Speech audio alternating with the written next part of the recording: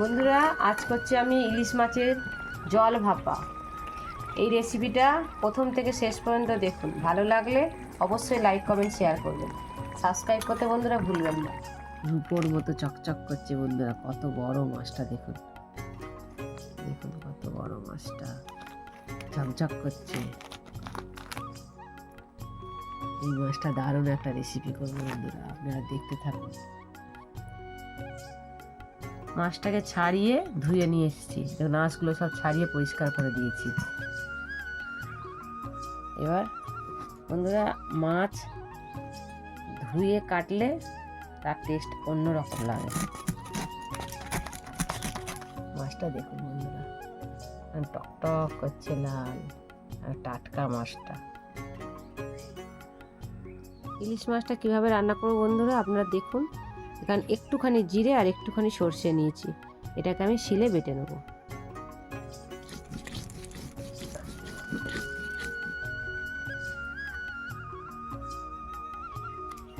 সর্ষের তেল বন্ধুরা, নুন,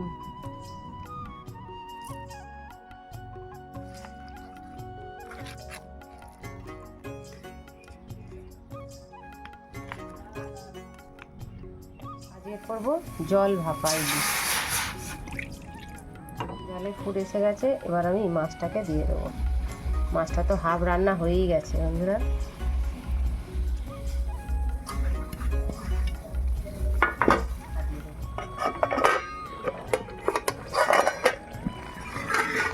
বন্ধুরা, কত সুন্দর কালার হয়েছে, আর ইলিশ মাছের কি সেন্ট!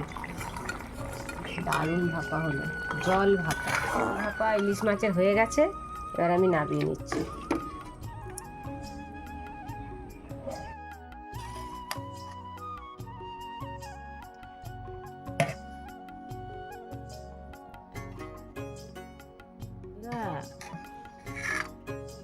এটা হচ্ছে ইলিশ মাছের জল ভাপা। এই রেসিপিটা ঘরে একবারটি হলেও করে খেয়ে দেখবেন বন্ধুরা। খেয়ে দেখি, মাছটা দেখুন, মাছটার কালার দেখুন বন্ধুরা, দারুণ। এই কাঁচা লঙ্কা নিয়েছি, একটু মাখাবো। কাঁচা লঙ্কা সেন্ট, ইলিশ মাছের সেন্ট, ও জমে ক্ষীর। অপূর্ব। আর সঙ্গে ইলিশ মাছ দেখুন, কচকচে মাছটা, দারুণ দারুণ। আপনারা অবশ্যই করে একবার খেয়ে দেখবেন এইভাবে জল ভাপা ইলিশ।